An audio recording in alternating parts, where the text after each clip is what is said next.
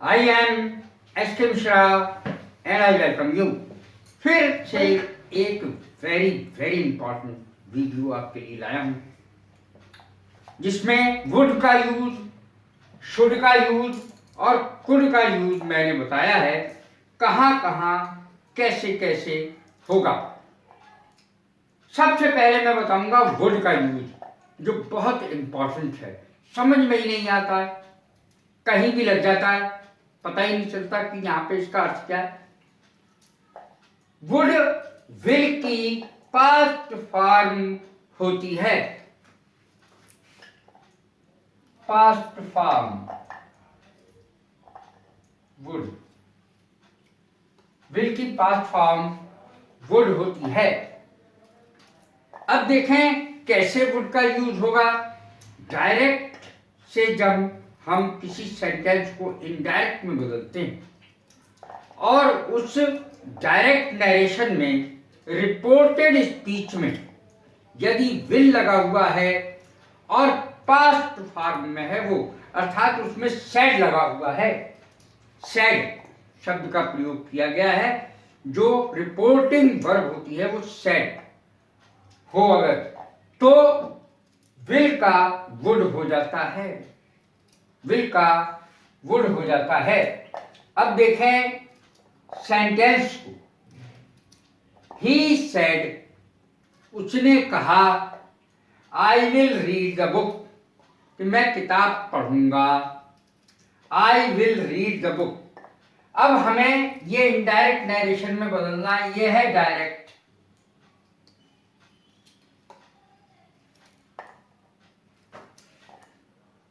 ये इतना डायरेक्ट है पूरा सेंटेंस, डायरेक्ट नरेशन में है। He said, comma, inverted commas, और ये तो बिगिन है, ये क्लोज है, और बीच में ये सेंटेंस है I will read the book. अब हमें इसको इनडायरेक्ट नरेशन में जब बदलना है तो हम ऐसे बदलेंगे। ही सेड, ही टोल्ड में बदल जाएगा। यदि नहीं भी बदले, क्योंकि ऑब्जेक्ट अगर नहीं होता तो सेड का सेड ही रहता है। अगर आप टोल्ड में बदल दें उसे तब भी गलती नहीं। ही सेड का ही टोल्ड हो गया, इनको हटाया जाएगा, कॉमा और इन्वर्टेड कॉमा बिगिन को, तो यहां पर दैट का प्रयोग होगा। ये रहा दैट। आई कर्ता के अनुसार, रिपोर्टिंग स्पीच के कर्ता के अनुसार बदल जाएगा, अर्थात आई की जगह ही हो जाएगा और विल की जगह वुड का प्रयोग होगा। He would read the book. तो सेंटेंस क्या बन गया? He said that he would read the book. ये सेंटेंस बनेगा। और इनडायरेक्ट नरेशन बनने के बाद उसमें कॉमा, इन्वर्टेड कॉमा कोई नहीं रहता है, न ये वाला रहेगा न ये वाला रहेगा, और इन्वर्टेड कॉमा और कॉमा इनको हटा करके दैट का प्रयोग होता है। तो इनडायरेक्ट नरेशन में विल की जगह वुड हो जाता है यदि पास्ट टेंस में है ये, यानी रिपोर्टिंग स्पीच की जो वर्ब है वो। अब देखें दूसरे प्रकार से इसका प्रयोग कैसे होगा। वर्तमान काल में विनम्र निवेदन के लिए, विनम्र निवेदन के लिए इसका प्रयोग होगा। Would you like to have a cup of tea. अब इसमें प्लीज लगाने की जरूरत नहीं, विनम्र निवेदन है, प्लीज शब्द नहीं लगेगा इसमें। Would you like to have a cup of tea, क्या आप एक कप चाय पीना पसंद करेंगे? ये है इसका अर्थ, न पास्ट टेंस में नहीं, वर्तमान में यूज होगा। Would you like to have a cup of tea. आप यहाँ कोई मेहमान आए तो आप उससे पूछेंगे, तो वुड का यहाँ पर अर्थ है कि आप विनम्र निवेदन कर रहे हैं, इसमें काइंडली या प्लीज लगाने की आवश्यकता नहीं होती। तो वर्तमान काल का विनम्र निवेदन, वर्तमान काल का, क्या आप एक कप चाय लेना पसंद करेंगे या करते हैं, इस तरीके से भी आ जाएगा, वर्तमान काल है। भूतकाल की आदत। अब भूतकाल की में आप क्या किया करते थे?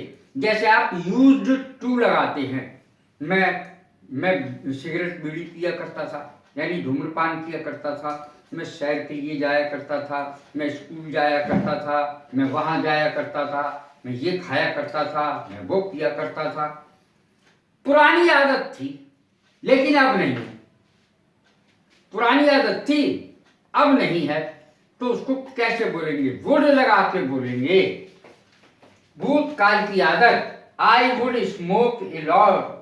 मैं पहले बहुत धूम्रपान करता था, सिगरेट बीड़ी पीता था, लेकिन अब नहीं पीता हूं।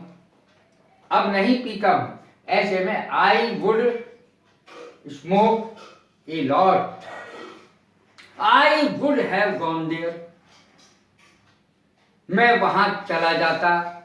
आई वुड हैव बीटन हिम, मैं उसे पीट देता। इस प्रकार के जो सेंटेंस होते हैं आखिर में ता है नहीं, ऐसा कर देता, तब सेंटेंस में वुड का प्रयोग हुआ। ये मैं इससे अलग बता रहा हूं आपको।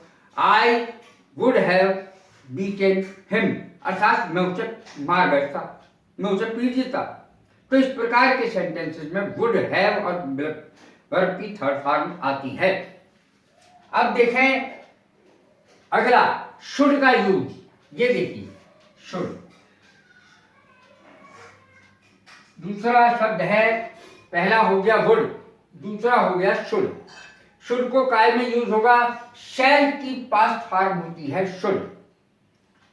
ज्यादातर तो इसका अर्थ चाहिए में ही आता है, लेकिन जब हम हमेशा डायरेक्ट से इनडायरेक्ट को सेंटेंस में बदलते हैं तो ध्यान रहे कर्ता के अनुसार आई और बी के साथ शुड आएगा, बाकी के साथ वुड आएगा। देखें, आई said that I should go, मुझे जाना चाहिए। आई said that I should go, मैंने कहा कि मुझे जाना चाहिए। अब ये सेंटेंस है इनडायरेक्ट का। आप कहेंगे इधर भी आई और इधर भी आई, कैसे होगा? तो ये इनडायरेक्ट हो गया, अर्थात पहले यहां ही था तो ही कर्ता के अनुसार इसके अनुसार बदल जाएगा। I said that I should go, तो पहले क्या था? विल था, ही विल होता है, ही विल गो, लेकिन आई के साथ शुड हो जाएगा। आई के साथ शैल की, शैल आता है क्योंकि, तो शैल की पास्ट फॉर्म आएगी, I should go. Direct indirect मैंने लिख भी दिया है वहां। अब देखें सलाह के लिए भी शुड का प्रयोग होता है। यू शुड नॉट फाइट, तुम्हें लड़ाई नहीं करनी चाहिए, तुम्हें लड़ाई नहीं करनी चाहिए, सलाह के लिए। You should not do that work, तुम्हें वो काम नहीं करना चाहिए। यू शुड नॉट प्ले, तुम्हें खेलना नहीं चाहिए। यू शुड वर्क हार्ड, तुम्हें मेहनत करनी चाहिए। तो सलाह के लिए है ये शुड का प्रयोग किया जाता है। अब देखें लेस्ट के बाद, लेस्ट, लेस्ट का अर्थ होता है, लेस्ट का अर्थ होता है कहीं ऐसा ना हो कि, कहीं ऐसा ना हो कि, और इसके बाद शुड का प्रयोग जरूर होता है। शुड का प्रयोग लेस्ट के बाद जरूर होगा। वर्क हार्ड, कठिन परिश्रम करो, कठोर परिश्रम करो। लेस्ट, कहीं ऐसा न हो कि, लेस्ट कहीं ऐसा ना हो कि, यू शुड फेल, कि तुम फेल हो जाओ। वर्क हार्ड, कठिन परिश्रम करो। लेस्ट, कहीं ऐसा ना हो कि यू शुड फेल, तुम फेल हो जाओ। अब देखें कुड, कुड का प्रयोग कैसे होगा? कैन की पास्ट फॉर्म कुड होती है, ये मैंने यहां पर लिखा है। कैन की पास्ट फॉर्म कुड होती है, और इसका भी वर्तमान काल के लिए भी प्रयोग हो जाता है। अभी मैं बताऊंगा कैसे। पहले तो ये समझ लें, जब डायरेक्ट से इनडायरेक्ट नरेशन में कोई सेंटेंस बदलते हैं और इधर पास्ट फॉर्म है अर्थात सेड है, तो इधर कैन का कुड हो जाएगा। कैन नहीं रह सकता, कुड हो जाएगा। I said that I could break it, कि मैं इसे तोड़ सकता था। आई सेड, मैंने कहा कि मैं इसे तोड़ सकता था। तो यहां पर कैन था पहले डायरेक्ट नरेशन में, लेकिन इनडायरेक्ट नरेशन में ये कैन का कुड हो गया। वुड के साथ भी, शुड के साथ भी और कुड के साथ भी वर्ब की फर्स्ट फॉर्म लगती है, ये ध्यान रहे। ये हो गया डायरेक्ट से इनडायरेक्ट बदलते समय कैन का कुड हो जाता है। अब देखें दूसरा क्या है इसका। पहला तो ये हो गया डायरेक्ट इनडायरेक्ट नरेशन वाला। दूसरा है सामर्थ्य का प्रदर्शन।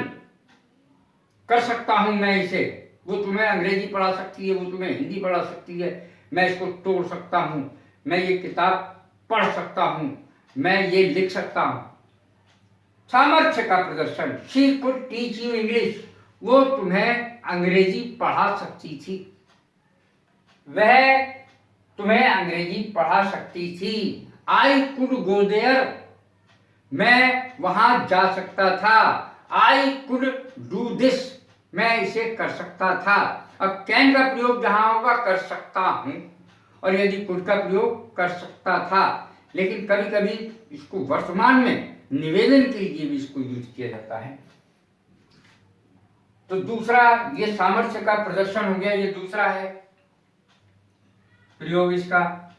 आज्ञा के लिए भी इसका प्रयोग होता है, विनम्र हाथ जोड़ करके, कि could I use your phone, क्या मैं तुम्हारा फोन यूज कर सकता हूं। मम्मी आज मैं पिक्चर देखा। तो जब इसमें भी प्लीज लगाने की या काइंडली लगाने की जरूरत नहीं पड़ती। Could I use your phone, क्या मैं तुम्हारा फोन प्रयोग कर सकता हूं। कर सकता था नहीं है यहाँ पे, कुड का अर्थ यहाँ पर कर सकता हूं वर्तमान में। अब देखें could I use your phone, क्या मैं तुम्हारा फोन प्रयोग कर सकता हूं। वर्तमान में विनम्र निवेदन के लिए भी इसका प्रयोग होता है। यहां ये लिखा है मुझे,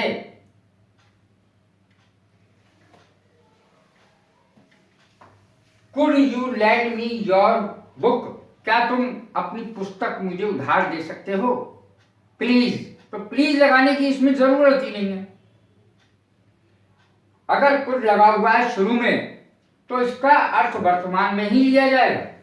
वर्तमान में विनम्र निवेदन के लिए इसका प्रयोग किया जाता है और अर्थ भी यही होता है, क्या मैं ऐसा कर सकता हूं। Could you lend me your book, क्या तुम मुझे अपनी किताब उधार दे सकते हो। Could you lend me your pen, क्या तुम मुझे अपना पेन उधार दे सकते हो। तो मैंने इसकी हिंदी भी लिख दी है ताकि कोई भ्रम, कोई शंका न रहे। ये वुड का प्रयोग इस तरीके से होता है। वुड, शुड और कुड, ये आपको मैंने इसके बारे में ज्यादातर जानकारी दे दी है। कैसी लगी है मेरी वीडियो, लाइक करें, शेयर करें, सब्सक्राइब करें। God bless you. Thank you.